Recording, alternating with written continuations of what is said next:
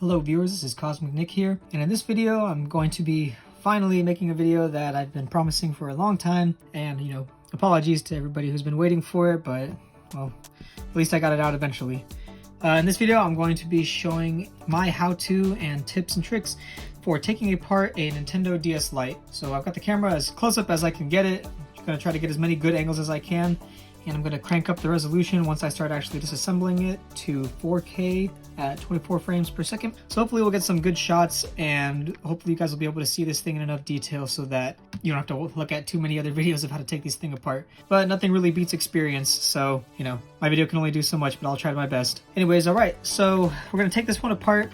This isn't really going to be a repair video. This thing does have some stuff wrong with it, but this is more so just for instruction of how to take apart the DS Lite in general. So let's get started. We're going to show you how to take this apart right now.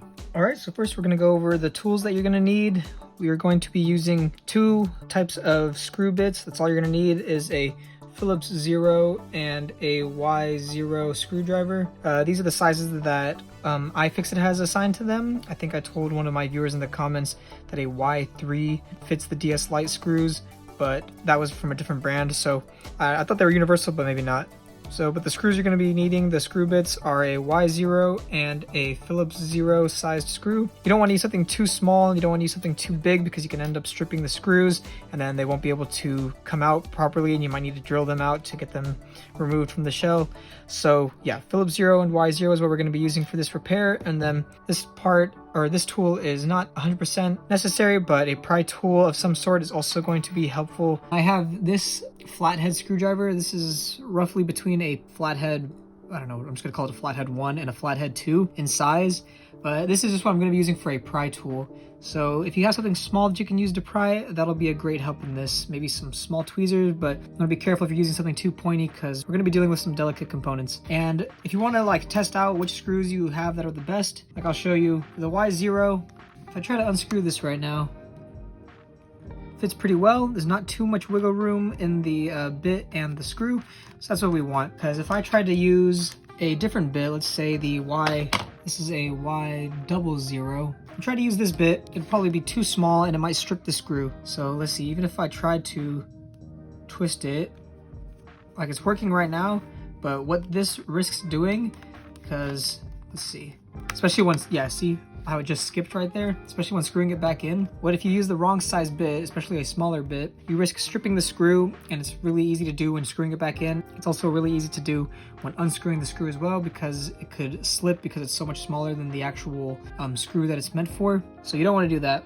But yeah, so these three things are what you're going to be needing for the repairs. These two different screw sizes and a pry tool that would be helpful. So we're going to start with the Phillips screws. So we got the PH0 right here, plug it in, and actually I forgot, I got to crank up the resolution, so I'm going to do that real quick.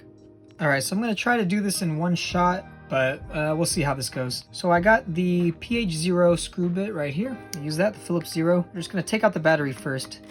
And for most things, actually pretty much everything that you're taking apart, if it's got a battery, you want to remove that, because I've heard, and I didn't actually know about this for a while, but I've heard that if you don't take out the battery before messing around with other parts of the board, it could mess things up, especially the screen ribbon cables or something like that. But you just want to make sure that you're disconnecting the device from power before you get started. And this one, it is an aftermarket battery, and it is pretty easy to just get up with my finger, but some of them that you're going to see, these batteries will be a little bit more stuck in here. So this is why I use the pry tool sometimes. And you want to be careful though, because I've done this before without realizing it, but if you do this and you just push directly on the plastic here, then you might risk scratching up the plastic a little bit. It won't be too much damage, all things considered, there's worse things you can do, but if you really want to keep it in as good a cosmetic condition as possible, just want to be careful when prying up the battery. And you just want to get right here, you'll see that on the battery there is, try to get a good angle, there is a little notch on the battery, and that's kind of way where you can hook it in and pop it up. And there's even a slot right here. That's really hard to see, but yeah, there's a slot right here where the battery is, and then you can also pop it in. It lines up with that little notch on the battery itself, so that way you can put a little pry tool in there and pop up the battery. Anyways, so now we got the battery removed. We could have pulled these out first, but hey ho, whatever. Take out the GBA cover. That's definitely necessary before taking it apart, because it will hold down the board with this piece of plastic so you don't want to do that. The stylus you can leave in there, but I mean, might as well just take it out anyways.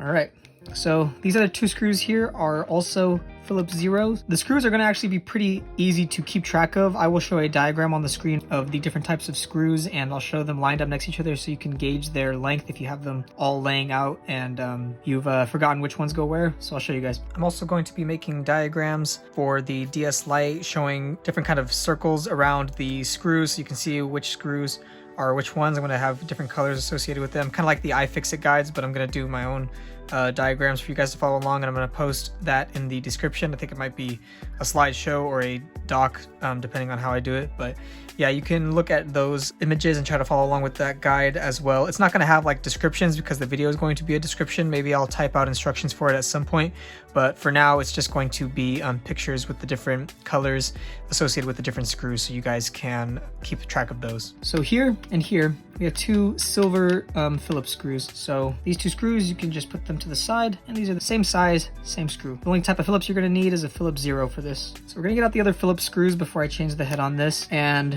this is going to be another instance where we're going to use the pry tool, but you also don't want to put too much pressure on it because I don't know if you guys will be able to see, but there are scratches here from where I've pried before, just like I've mentioned about prying up the battery. You want to be careful whenever you're prying stuff because you might easily miss where you're prying on and forget that, oh, you know, I'm actually putting pressure on this part and it's plastic, so it could damage it. Again, it's very small cosmetic damage, but if you want to keep your console in as good as condition as possible, you want to try and avoid that. You want to get under the screw cover just a little bit and then pry up. Just pry up like that. I'll do it on this one as well. See, I'll try to get this close to the camera. I want to make sure it's focused properly. So you want to go under and then push up. You don't want to push too hard because you can scratch it a little bit. These are rubber, so it won't really do like too much damage. So under here, the 2 screw covers, we have 2 gold Phillips screws. Now these ones are slightly longer than the 2 silver Phillips screws that we just took out. So you want to make sure to keep these separate and keep an eye on them, especially when putting them back. It's kind of hard to notice, but these are silver screws, and these are the ones we just removed. These are gold screws. These are the ones that are under the screw covers, and these ones that are under the battery, these are silver. So you want to make sure to keep those separate because put them next to each other, and I'll have all these screws, like I said, laid out much more neatly than this, but just for this sake, you can see the silver screw is slightly smaller than the gold screw. So you don't want to put them in the wrong spots because you could end up damaging the plastic and potentially the board depending on which screw you're putting it in. So you don't want to do that. Make sure to keep the screws separated. All right, so the next thing you're going to do is switch out the Phillips 0 for the Y0, and it's going to get these screws out. 1, 2, 3 tri-wing screws. I'll just get that out.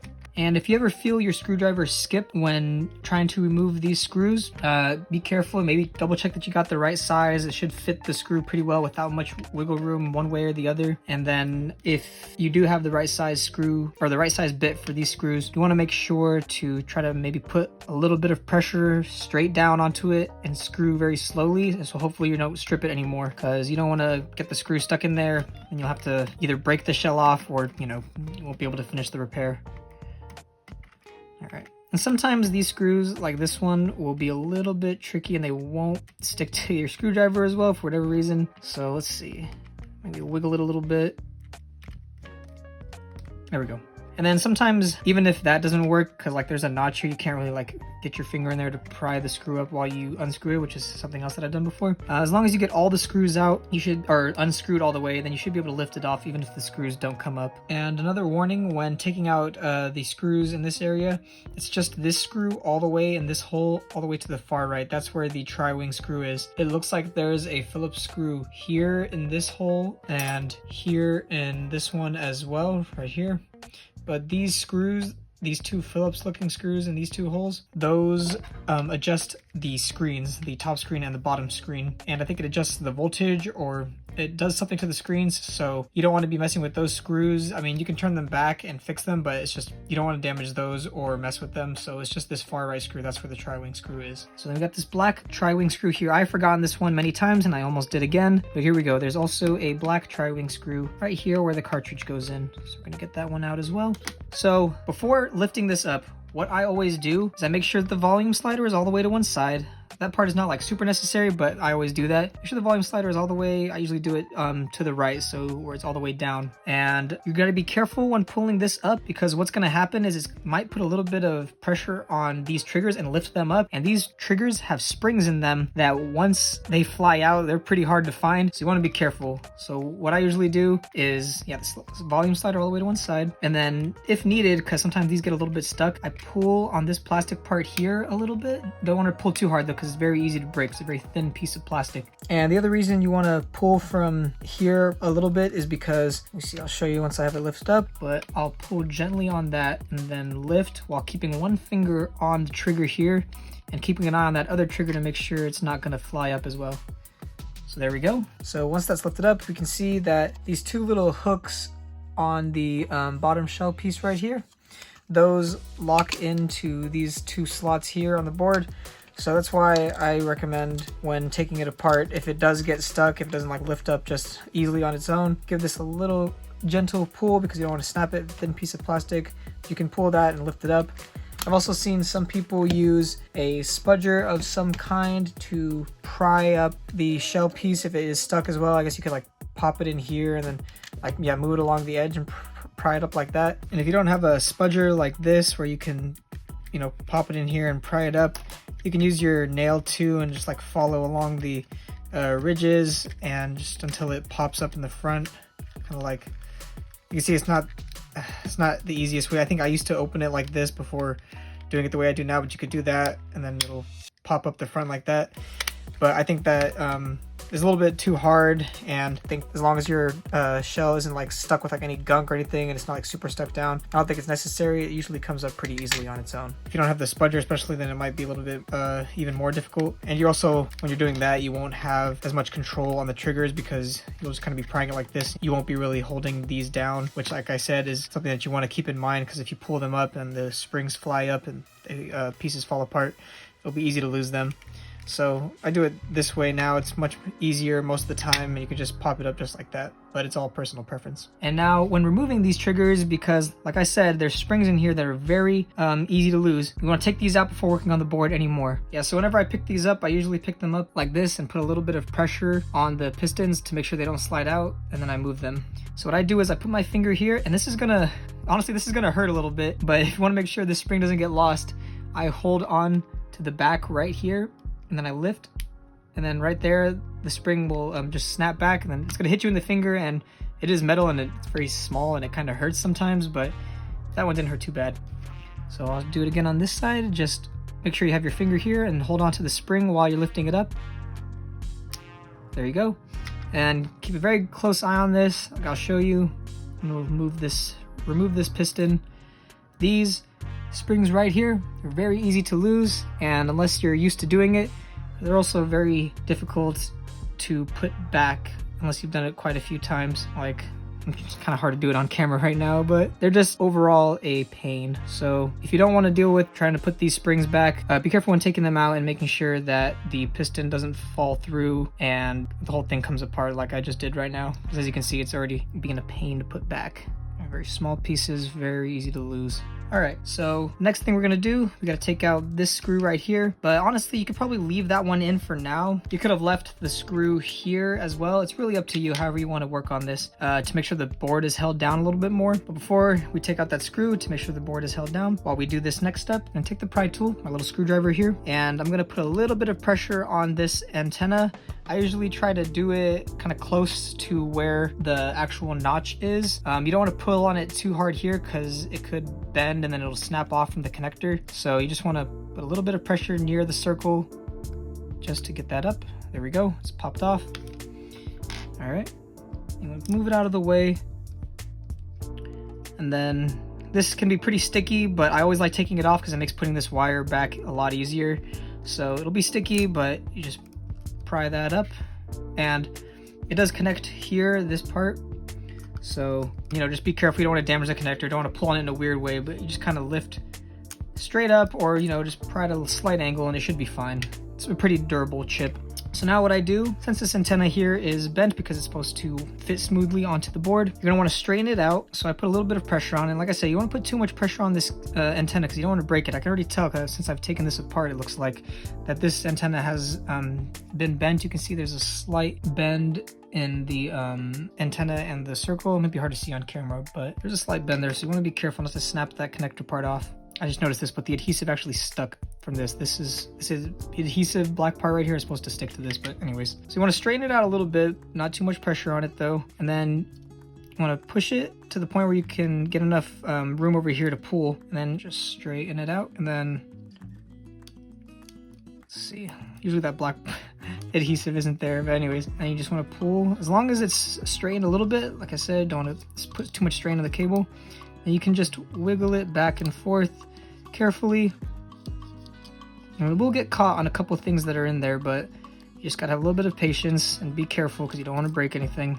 And then it'll come right out. If it does give you some trouble, you can try to push it back through this way and then straighten it out a little bit more. But if it is just stuck in there and you feel like you're not gonna be able to push it back out this way, maybe you could take, you know, a needle or something. I don't want to recommend something dangerous, but it's the only really thing that can fit under there, and push the cable until you can free it from whatever it's stuck on. But generally, as long as you take a little bit of time and patience, wiggling it out slowly, we'll be able to get it. All right, so I'll have that to the side right now. We're going to pry up this cable as well. You can also use your fingers to do the prying in these steps, but I usually like using a small pry tool on these small connectors here. So we'll pop up that one as well, and we'll place that out of the way. All right, so let's get this last screw out. Oops, forgot to switch the heads on my screwdriver, or the bits. All right, so this is the last Phillips screw, the silver one at least. So now you're gonna open the DS a little bit and just put a little bit of pressure on the screen, the touch screen at the bottom, and then you want to lift it up. And it might get a little bit snagged back here with these notches that are holding on to these circle pieces, but just try to lift it straight up. Make sure you don't get the wires caught. And I usually bend it backwards like this. And when you have the DS Lite taken apart and you have it unfolded like this, you want to be careful and keep the ribbon cable, you know, and the two sides kind of close together. You don't want to spread this out at any kind of weird angle, then split the ribbon cable, or you don't want to pull on it too hard and it's just straight out that way either, because you can also rip the cable. So just overall, you want to be mindful of the ribbon cable when you have it open like this, because it's very easy to forget how fragile it is, and then you leave it, you know, in a weird position, or you're like trying to bend it when removing that cable, and then it just ends up breaking. You just got to be very mindful of how fragile this cable is when working on it, and just be careful not to forget that. And you can use a pry tool like this on this cable, but I usually don't do that. I've gotten used to using my finger and my nail, and I just feel safer than using a piece of metal on such a fragile piece of plastic. So I usually just take my nail and I pop this little connector up. You want to be very careful because, like I said, it's easy to break. This one is quite large, so it's a little more durable, but just overall want to be careful when doing this. Okay, there we go. You can see that little notch there has been lifted up now. I'll show it pressed down. Okay, so it's pressed down right now. Then pop it up. It's stuck. Oh, it's not coming up now. Anyways, now that little black piece is lifted up, so that'll allow us to wiggle out the ribbon cable. And when doing that, when you have the board like this and the cable in here, I'll just show you, you don't want to pull on it too much. You don't want to cut the cable on the plastic or anything like that. So when you have the board in this position, just be very mindful of the ribbon cable, because that is for your top screen, and top screens on all these handhelds are a pain in the butt to replace and deal with. They're not as easy as the bottom screens at all. So just be very careful. And then I usually have my thumb right here when pulling this out after the notch is up, and then just wiggle a little bit on each side and it should come loose. And like I said, if it is a little bit more stuck, because sometimes it is, just a little bit of patience and you'll be able to get it. You don't want to break these, especially many of you, I'm sure these might have been things you were growing up on, just like I was. I grew up with the DS Lite, so you don't want to break your childhood console. So we got the same situation with the ribbon cable for the touchscreen, and we're going to remove that next, except the black part that's holding it down, the little tab that we have to flip up, is very tiny. This one I usually use the flathead or the tiny pry tool on, because it is just too small for my finger to do. I mean, I can do it with my nail, but like I'm usually not comfortable with it. But you want to be very careful with this one, because this one I have broken off once or twice. Definitely once. Okay, I lied. I'm gonna use my finger. Just something to pry up on it a little bit. All right, there we go. Now the black tab is lifted up, and then that'll allow the ribbon cable for the screen, for the touch screen, to come loose. Yeah, and you want to make sure you remove that one before taking out the screen, because you don't want to just take out this ribbon cable, pull, and then whoops, now the touchscreen is snapped off the ribbon cable and you can't use the touchscreen anymore. But yeah, so that's why I usually do the touchscreen one first. All right, so now we got the similar connector for the top screen for the bottom screen. So you just got to use a pry tool. I'm gonna use my hand, but you can use a pry tool if you like. Just gonna pop up the tab there. So the tab is lifted up now. Make sure I get that on camera. The tab is lifted up. And then you'll be able to lift it like this, so you get a little bit more leverage. And I try to pull close to the connector because you don't want to pull from here and then something along the line there will snap. You don't want to put too much pressure or bend in the ribbon cable, but just lift it up a little bit and then pull. You might need to wiggle a little bit, but gently pull, and you can remove the bottom screen and the touch screen. And then once you have the touch screen and the bottom LCD released, you can separate the two in case you want to swap out the touchscreen or the LCD, depending on which one is broken or damaged. And some people use, you know, like an X-Acto blade and kind of like pry and cut under the adhesive and like go along the edge like that. I used to do that too. The only time I ever really use this is to lift it up a little bit, enough so I can pry my finger. But I usually just pry with my finger. I get up in the corner. And this is a different touchscreen actually, and LCD, because the one that I was just working on was coming off way too easily. Anyways, so you just get under the corner and be careful try not to bend the LCD too much. You can put a little bit of force on it when you start prying. Just pry up very gently to separate the two. Just pull a little bit. And going for the corners is the easiest. And you can just slide your finger along and peel up slowly, and it'll lift up just like that, and then you can separate the two. I'm just going to put this back down because I don't want to dirty up this screen right now, so I'm just going to close this back up. But like you saw, just pry it from the corner and then kind of slide along the edge and peel up very slowly, and the adhesive will come up. And then while you're removing the screens, I have the original one in my hand again so that I can take it off easier. When you're removing it, keep your hands on the edges, keep your fingers on the edges, or just, you know, you can pry up from here and kind of move it along there. Just try to keep your fingers away from smearing the underside of this lens, because it'll just be a real pain to clean up afterwards, and the oils from your fingers could like smear and it just be really difficult to clean. So when prying it up and after it's removed like this, just avoid putting your fingers on the underside of that. And then same thing with the LCD. Don't touch the LCD because, you know, it'll just be dirty. And the same thing will go with the top screen later. Don't try to touch the top screen once you remove it. And you can lay it down on a piece of plastic. This is paper obviously, but you can lay it down on a piece of plastic because you don't want the adhesive to get like dust and gunk all over while you're working on the console. You want to keep it clean so that it'll stick back to the DS much easier, and, you know, it'll avoid dust and other stuff getting on the underside of the touchscreen. So you can lay down like a piece of plastic, or just in a very clean area upside like this maybe, and very far to the side where dust won't get onto it, just so that it'll be easier to reinstall later if you need to. All right, so now you got your board completely separated, and you can do whatever cleaning you need on the button contacts here, and maybe in the ribbon cables as well, or the screen, or the cartridge reader. But the board is free now, so you can clean up whatever you need to and move on. Now we're going to do the top screen. So when taking it apart, you want to be careful with this area as well. The buttons are really easy to lose, so I recommend just taking them out now. Take off the little membranes for the buttons, and you can use a tweezer to lift this up. I usually, as long as you're careful, like I said, you don't want to lose anything, I usually just pour the buttons out and push them to the side. But if you want to take them out one by one with a pair of tweezers or something, like I might need to do that for this one since it's a little bit stuck, you can do that as well. Whatever you're comfortable with when taking these apart. Definitely want to work within your comfort zone whenever doing something. Even then though, it'll just get a little bit stuck sometimes. And you can put a little bit of pressure on the bottom too, from the bottom of the DS, and lift it up. There we go.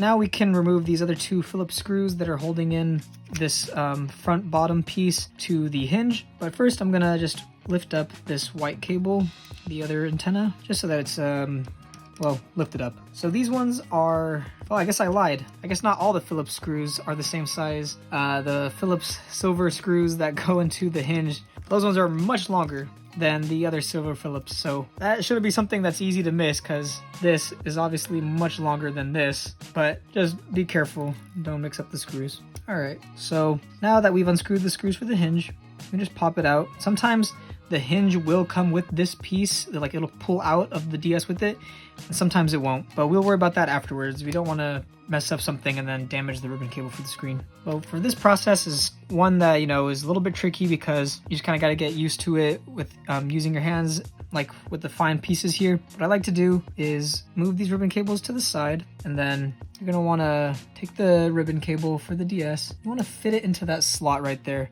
I usually pull on the hinge a little bit to make sure that it's pulled out a little bit first, and then I move the ribbon cable into the slot here, the little cut that's in there.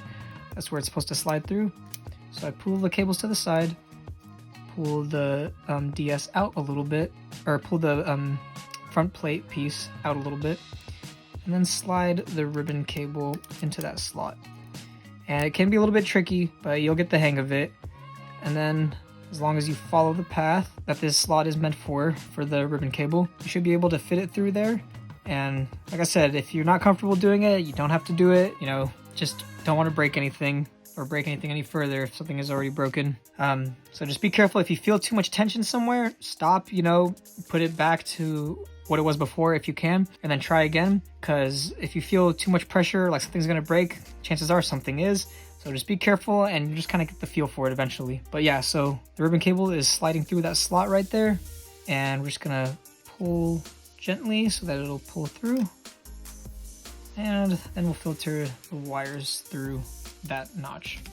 And there we go. So now we got the top screen. This part is tricky. So what I like to do, I have a needle that I've been using for a few years now. It's the same exact needle. It's actually a pin. It has the little knob on the top. But I use this to get under the corners of these screw pads here to pry them up. Now, I have slipped before while putting this pressure onto the corner of these pads, and I've scratched these areas here. So just try to be careful, but accidents happen, and just fair warning, you might end up scratching it. There's not really, at least in my opinion, unless you want to use an X-Acto blade. I've seen some people use X-Acto blades to remove things like this, but I just have never comfortable been doing that. I feel like it's way too easy to cut what I'm doing, or cut when I'm using the X-Acto blade on, because it's a blade. So I use this pin, and it's a pretty sturdy pin. Like, I have to be able to put enough pressure on it, and it has a slight bend to it, which has kind of just been formed over time with how I hold it. Fair warning when doing this step, when you put pressure on these pads, sometimes they will fly off. So keep an eye for that, or if you want to, you can place your hand. I know it looks kind of dangerous with the needle, but you can place your hand kind of over the pad so that when it pops up, it won't like fly somewhere and you'll lose it, because I've lost one or two of these pads over time. Or just make sure you're in a very clean area so that you can find it if it does fly off. But I just use a needle and try to go under the corner and try to get to the corner as much as you can without, you know, poking the plastic. You want to try to go down and then under. So don't try to lift up until you get under the pad, because then you'll end up just poking and tearing through it.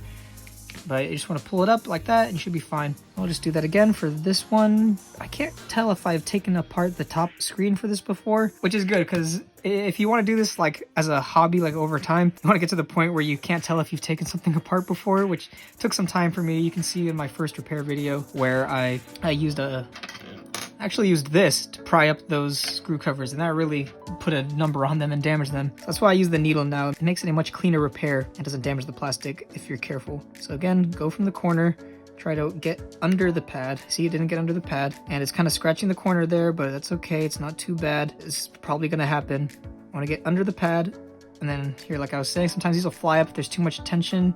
Just it happens on accident. So you can use your finger to kind of like block it and push up slowly. Or you can really try to push up slowly so that you don't lose them. And just do it again. I'm gonna do this one, all four of these on camera, just because these are pretty tricky to deal with.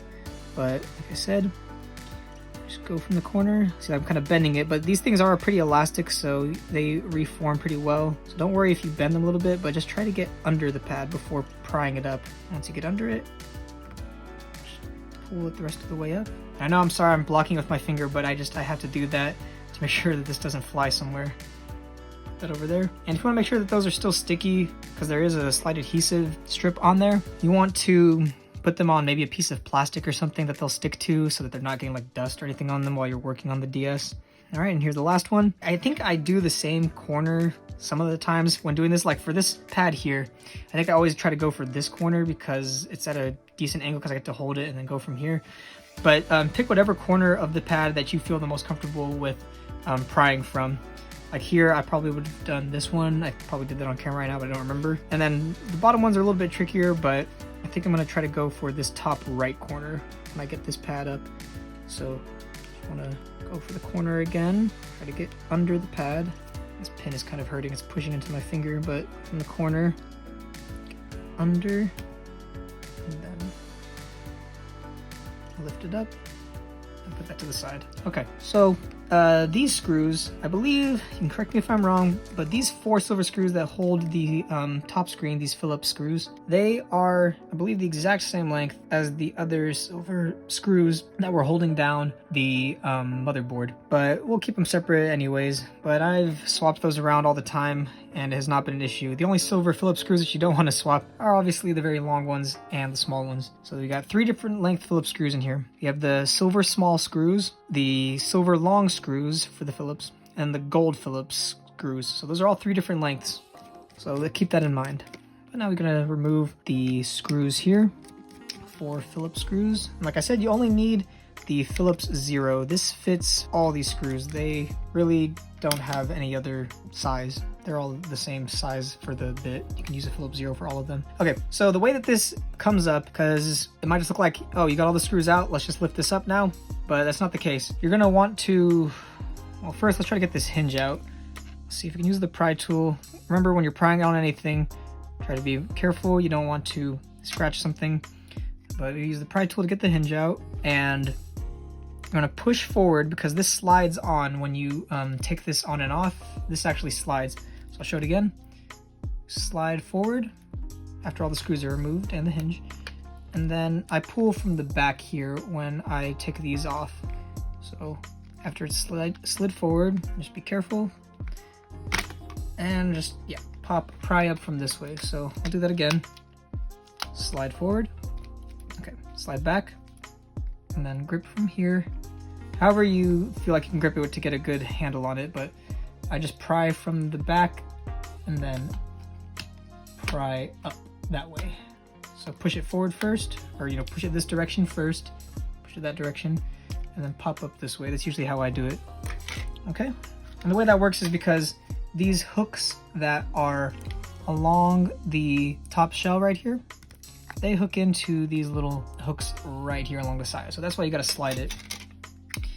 And I made a little bit of a mistake right now. I probably shouldn't have been flailing this around. Could damage the speakers potentially. But it's okay, those usually are decently durable. So here comes the tricky part, is removing this top screen. So if this is damaged, you're not gonna really need to worry about putting pressure on this. I mean, if you're taking this apart and just to clean it, you don't gotta worry about removing the screen at all. You can clean this part here pretty well without having to worry about taking the screen out. It's such a small part anyways, just clean the plastic. And you can clean the sides and everything. That's all that's gonna be visible anyways when you have this back together. It's just these side parts here. But if you wanna replace the damaged screen, you're not gonna really need to worry about putting pressure on it. But I will show you the way to take it apart. If you wanna swap pieces around, you wanna take a good screen out of one DS and put it into a broken one. So this is how I usually do it. You can use heat, keep it very low heat, probably around, I think I usually do 100 degrees Celsius. It's not too hot if I was gonna try to lighten up adhesive of something. But for the DS Lite, I haven't really had too much trouble with this. I do it this way. So before taking the screen out of the ribbon cable here and everything, doing that, I usually try to go for this corner here, the top right, if you're looking at it face on this way, the top right corner. So I just put pressure on that corner. You don't want to bend the plastic here too much when doing this because you could snap it, but just put a little bit of pressure on there. And this adhesive can be really, really stuck down sometimes. This one's coming up lighter, but just fair warning, this adhesive for the screen can be really stuck.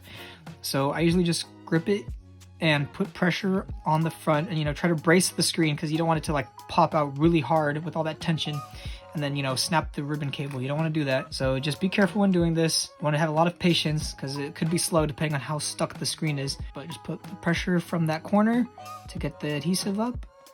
And then after I get that adhesive up on this corner, I usually just slide my finger along here while pushing until the top half like this comes out.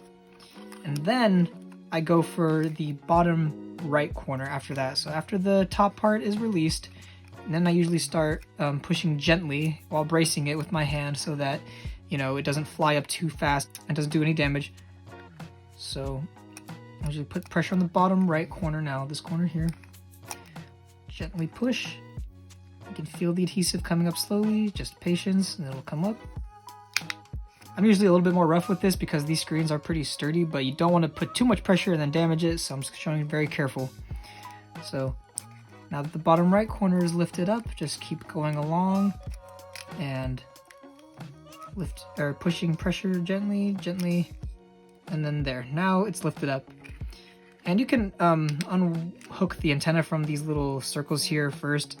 Not the antenna, the speaker cables from this little nook here before doing that, but it'll come up, and as long as you're careful not pulling too fast, it won't snap the cables anyways. Okay, so now the real pain in the butt part is getting this ribbon cable through this very small hole here. So what I like to do is first put the screen, just rest it gently this way. So you want to be careful anytime you have the screens free like this, because you can damage the ribbon cables pretty easily. And then you can move the two wireless antennas, the microphone and the wireless cable. That's kind of ironic, wireless antenna. Anyways, so I just take the little pry tool and lift up the microphone from its little slot here. The microphone is hooked into these little slots here, so you can use the flathead or the prying tool to lift it up from there. And then I usually go for the microphone first because it's easier, and just gently, you know, pull it out, make sure it doesn't get snagged on anything. So he's getting hooked on that with the little cable at the end, and then just pull it out like that. And we're gonna do the same thing with the wireless antenna. So just lift it up, and it's hooked into here and here. So now that that's free, we can start pulling it through and make sure that the connector at the end isn't snagging on anything. Just pull it out carefully, put it to the side. All right, so now we can get this out. I usually like leaving this little silver piston in here when working on this. It just makes it easier to get the ribbon cable through. But it's all personal preference. But now that this is free, this will make this step easier. You can kind of, you know, when moving it around, you can put this back like this to make it easier to move. But I usually have it closed, but not like completely closed because it'll start to stick again. Just, you know, have it back in this position where it's kind of closed over. And then just carefully wind up this cable. I usually just do it this one time until it's here, and then I will just pull it to the right very slightly because you don't want to put too much pressure on this or break anything or cut it on any of these pieces. And the reason I say that you should pull it out, you know, to the right, you know, like away from the DS in that direction, is because you see how the ribbon cable is at an angle and it's longer as it gets closer this way. Like as you move down the ribbon cable, you can see that it gets wider and longer towards the bottom. So I've made the mistake before of just like trying to push it in, and when it's not been like fully inside the circle before, and then I just end up like, you know, bunching up the cable here because I think it's in but it's not, and then it just damages it. So that's why I say to pull it out to the right a little bit, so that way you can move the entire cable, the entire connector inside there, and you can kind of watch too as you're pushing it through, and just pinch it a little bit to make sure that the entire ribbon cable goes through. But I usually just have it curled up the one time, and then that allows me to push this little part of the ribbon cable through the piston. You want to be careful, and then you can put a little bit of pressure on it to make it more circular and fit through there. And the reason why you're going to want to pinch it while you're feeding it through is because you can see if you just have, you know, the initial ribbon cable piece like in there, and you try to push, then this part up here is going to bunch against the metal. So that's why you want to make sure you continue to pinch it down and fit it into the cylinder while you're pushing, just to make sure that the entire ribbon cable is going through. Otherwise you're going to bunch up the cable and it's just going to damage it. I usually be pinching it closer to the left side, but I want to make sure you guys can see it.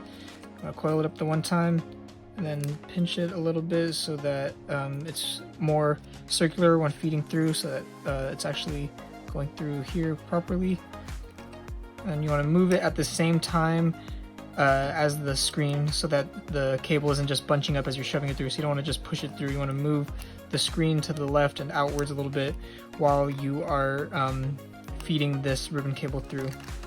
And then it'll pop through just like that. But I know that's a tricky part, and I made it look easy, I know, but I've done this quite a few times, so it really just takes practice to getting used to it. But like I showed, I just wind it up the one time until this little piece is back facing me again, and then I push it through that way. So wind it up one time so that it's like this. Oops. So that it's like this. So that, like, yeah, the little front of the pins is kind of facing you again. And then that usually is wind up enough to push it through there. You just gotta be careful and keep an eye on it, because it can snag. This piece here can snag on the piston pretty easily. So you just want to be careful. If you feel resistance, you know, stop. You don't want to damage the ribbon cable, and just make sure that nothing is snagging before putting more force and pushing it the rest of the way through. So now we got the top screen removed. All right, and once you have the top LCD and the screen released, you can try to separate the two if you need to, just like we did earlier with the bottom LCD and the touchscreen. And you know, you want to be careful whenever you have the screen free like this, because the speakers could break and detach. But you can just start prying up from the corner. This one's coming up kind of easily, but you know, if it doesn't, you can just take maybe a small blade, or just use your fingernail and pry up this little bit. This should be easier than the bottom screen, because there is more of this black adhesive part here that can lift up. It's like for the bottom screen, it's like a really small black strip here, but this black strip is much bigger. And then just like with the touchscreen too, when removing this, try to keep your fingers away from smudging the underside of this lens here, just so that it'll be easier when you put it back. You don't have to like clean off fingerprints and the oils from your fingers, because it kind of smears and then it's just kind of ugly and hard to clean off. But it'll be the same process as the bottom screen. Just get one of the corners up from the adhesive and then just pry slowly, and then it'll just come apart like that. And then you can take it off if you needed to switch it out, or if you wanted to put this on another screen, whatever you needed to do. So there you go. Now the top assembly is fully disassembled. And once you have this removed, you don't want to touch the screen either. So same thing, you don't want to touch the underside of the lens here, and you don't want to touch the screen either, because it'll just make it very hard to clean. Because I've like spent much time trying to clean up the smudges and fingerprints off of it, because I want it to look really, really clean, and it's just a real pain. So once you have these two separated, if you're going to reuse either of them or both of them, just keep them in a very clean area and avoid touching the underside of this lens and the LCD itself, so that it'll be much easier to reinstall later, because you won't have to clean anything, or you won't have to clean as much. And now you can take this little piston out if you want. But there we go. Now the DS Lite is completely taken apart. Whoops, I guess not actually. I want to do this completely disassembled. So technically I forgot to take out the stylus holder from this piece here. So we'll just do that real quick. These are more gold screws that hold down the stylus and that hold down this little metal shield here. So like I said, the gold screws are slightly longer than the small silver Phillips, but these are also just Phillips screws. Take these out with the Phillips 0. Pop that up, take this out. You can clean the stylus holder here because it's really grimy. And then move the other two screws here. Oops. Remove the metal shield. That allows you to clean this area here where the GBA games go in. Okay, so I'm going to show you how to get the buttons out too, actually, so since I forgot that part, or not the buttons, the sliders. So this slider here is actually held down by this little tab. This little tab right here that is holding down the power button. So if that snaps off, it's not the biggest deal. Like, this will still be held in place by the board itself, but it makes it sturdier and it holds the button in when putting it back together if that notch is there. So you don't want to break that, but I didn't notice that notch for the longest time, so that's why I'm pointing it out. But I usually just have the slider all the way to the right for the power button, and I just push forward on it a little bit. Push forward because you have to get it past that notch, and then just push up. So I'll put it back in, so make sure it's facing the right way. If you're gonna put it back in, I push forward, so I make sure it's kind of like slanted inwards a little bit, so that it's trying to get over that little notch that's there. I want to make sure it's slanted forward a little bit, and then just use your nail or pry tool or whatever to just kind of push up on it as well, and it'll pop out just like that. And the volume slider is usually a lot easier to remove. Once again, I usually just put it to one side, and look at that, it's already falling out. So yeah, there's really not a notch that's holding the volume slider down like there is the power slider. So this one usually just, you can just pop out like that, and it's no big deal. Anyways, now the DS Lite is fully disassembled, and yeah, I hope this was helpful. I'm gonna go back through the footage and check if there's any better angles I can get on some of these parts, and if there's anything that I should go over. But this thing is fully disassembled. You can, like I said, take the piston out of here and remove the little pin from the triggers as well, but those are a pain, like I said, so unless you really need to replace those, you might as well just be better off leaving those together. Other than that, yeah, fully disassembled. Well, I guess, gosh, there's so many small things, but you can also actually take this little, you want to put a little bit of pressure on the slots there.